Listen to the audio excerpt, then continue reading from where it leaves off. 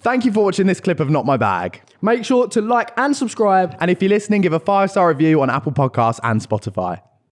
Well, speaking of which, I guess we'll talk about them because, I mean, that's what kickstarted everything for you. Yeah, absolutely. George, I know that basically what I want to say was George got a ton of questions for you as well because he loves learning about the guests I bring on. I mean, that's the point, isn't it? That's the whole point of the podcast. Got to educate you. You're young. You've got to be educated. No, literally, my first question is, what was it like being in like an all-girl girl band? Like, I mean, it was epic. It's the way that it sort of came about. Like the Pussycat Dolls had been around for over 10 years before we had a recording contract with guests like Pamela Anderson, and Carmen Electra, Christina Aguilera. Huge names. Huge names, yeah, that would come and just do their thing. And when Gwen Stefani came to do the show with us, we were still just a small I love Sweet Escape. I love that song. I've been acting like sour milk on the floor with your foot. You didn't shut the refrigerator. Maybe that's the reason I've been acting so cold. So I had to get that one out. That is like the favourite thing in the world. I just love it. Yes. Do you know what? When you're driving along, that is such a good song. I turn it all the way up and I'm like talking to people, rapping it, not even looking where I'm going. That's so unexpected. Sorry, I know. I haven't got He's a rapstress, our George. You know when you ask what singers are like, Gwen Stefani, number one. But she's the reason we ever got a recording contract. Really? That's how it all started. Really? Yeah. Wow, how did that come about? Well, Gwen came to do the show. She loved it. And she brought her record label, which was Jimmy Iovine and Interscope Records. They came, they saw it, they dug it. They're like, let's make it happen. That's amazing. That's so cool. So I'd have never known that. What a fun fact. Yeah. Gwen we were Stefani. at Johnny Depp's Viper Room way back when. He's the reason it's named Pussycat Dolls.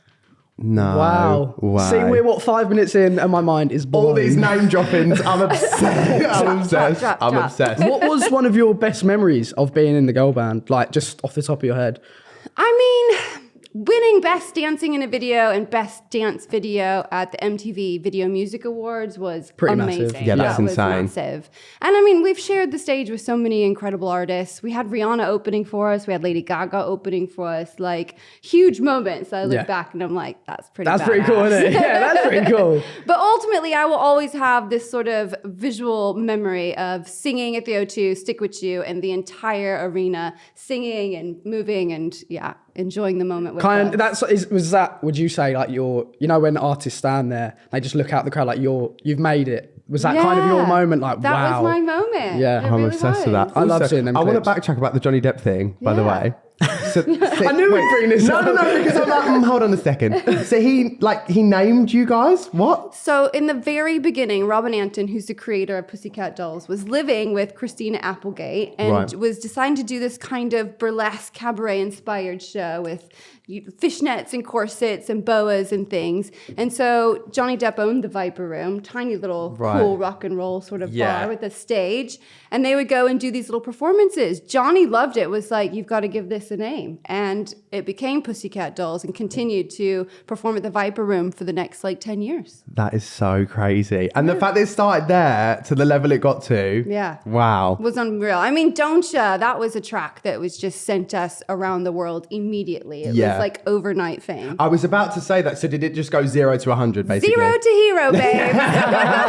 Well, I'm glad it did. Me too. Punk Doll was born. I was out there with my mohawk doing the big kicks and everything and just making it happen. Oh my God. So traveling the world, obviously, do you have any favorite moments from touring?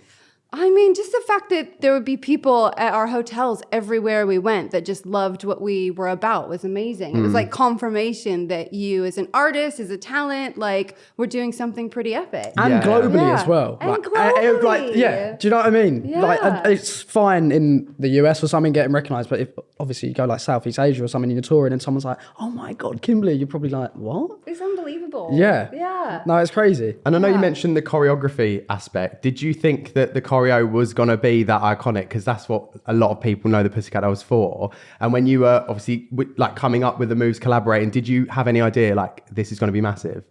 Well, I think with Don't Ya, in the beginning, we had no idea. But then once we got the ball rolling, we got to see that dance was always the drive of the Pussycat Dolls. And even as we were crossing over to being a recording group, it was still we were waving the flag for dance within the pop industry. It had never been done before. Yeah. And that felt amazing. And my gorgeous friend Mikey Minden was choreographer, and I would always be right there with them assisting and making it happen. And I think the moment where we knew something big was happening was was when we were doing When I Grow Up. And he was like, I hear this moment in the music where I just want a big leg. And so I went home. You're like, I can be flexible.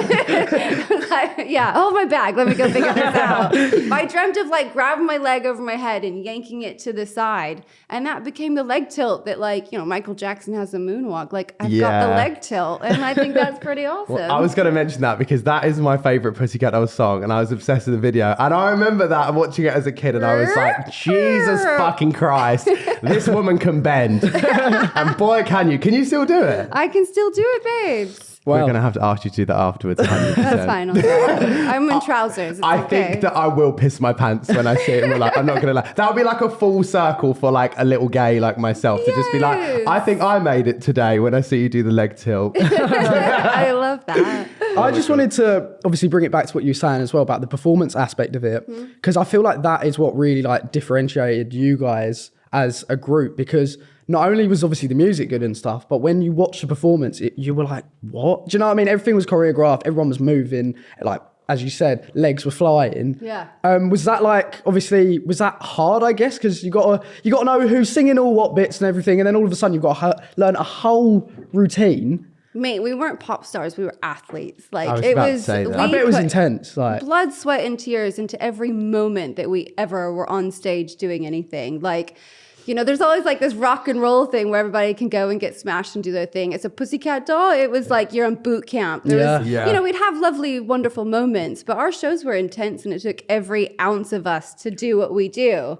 So yeah, it did feel... Because we've been to concerts and stuff, and like Little Mix, for example, and in the end, you saw how like puffed out they were, and they weren't moving half as near as what like you guys used to do. But do you know what I mean? And we were right quite close to the front, weren't we? And they, at the end, they were like having to go get water and stuff, and you guys had just smashed out, and then you'd be like, oh, see you later. And then probably go to another show or something. No, I do look at the way music has evolved, and like I feel like back in the day as well, there was a lot, like I feel like a lot more was given to live shows and touring. Do you know what I mean? I don't get the same buzz that I do now seeing a live performance as I did as a kid watching it. Do you understand like what I mean? Yeah, I do. I feel like I don't know whether it's streaming, the way things have changed, but I feel like maybe the craft, it's just not like it was before. Well, I'll tell you what, I felt that too. And I feel like we were almost of an era where it started to die out. And even when we came back together just before COVID, and we were doing some shows, we were getting ready for a world tour. We did GAY, and it had been 10 years, I think, since the last time we'd performed.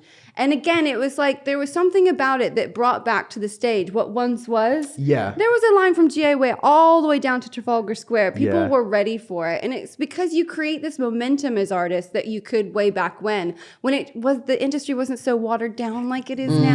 Yeah. I understand what you mean completely. It's unfortunate and amazing at the same time. Yeah, it's like it gives more people a platform to like achieve what they want to do. But at the same time, as you said, it's kind of lost that, you know, the big moments of releases and, you know, those massive, massive moments. So, I get what you mean.